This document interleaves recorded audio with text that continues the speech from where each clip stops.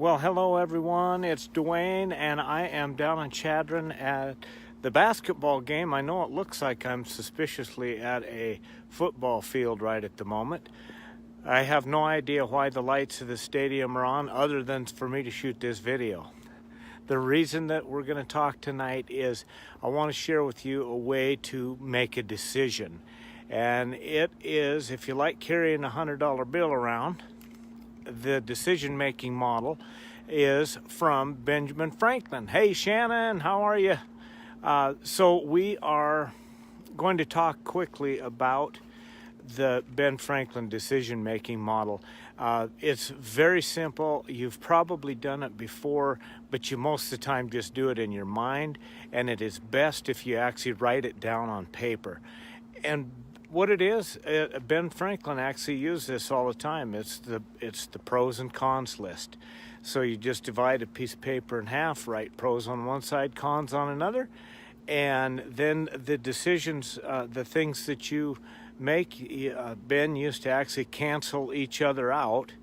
But the best way to do it is just tally up what's on one side, what's on the other, and that's usually a good indication of, hello Amy, we just got down here.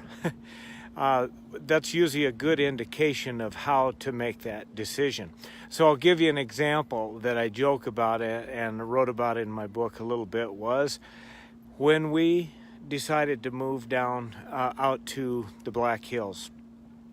I was not very excited about coming out here because I was a Montana kid, and my big triangle of life was lived in Big Timber, Montana, went to school in Bozeman, Montana, which was 65 or 70 miles away, got married and moved down to Yellowstone National Park. So my whole triangle, there wasn't a leg that was more than 100 miles, and that was my big triangle of life. So when Nancy came to me and wanted to move to South Dakota, I'm like, are you freaking kidding me? You want me to move all the way out there to the East Coast? And she tried telling me that South Dakota wasn't on the East Coast. So we bantered back and forth about that.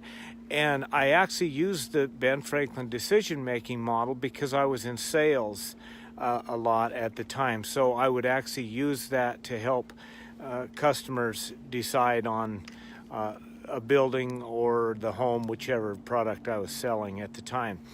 So I had to use that myself, and I wrote it down. Well, being a Montana kid, I didn't want to leave there. So I couldn't think of the pros and the cons. I just had to come up with a one-sided list of all of the good things that could come out of moving to South Dakota. And then, lo and behold, Nancy didn't get the job that she had applied for. So you would have thought that I would have been able to just remember that, a couple years ago, I wrote this list, right?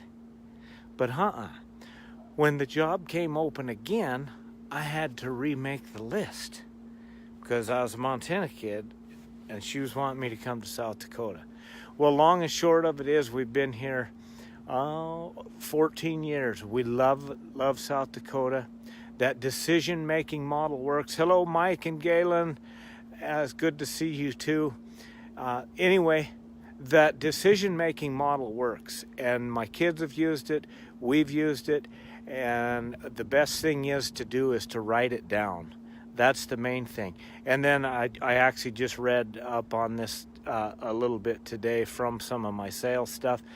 Benjamin Franklin used to actually do this over a 3 or 4 day period, and it just helped him remember if he had gotten all the pros and cons written down.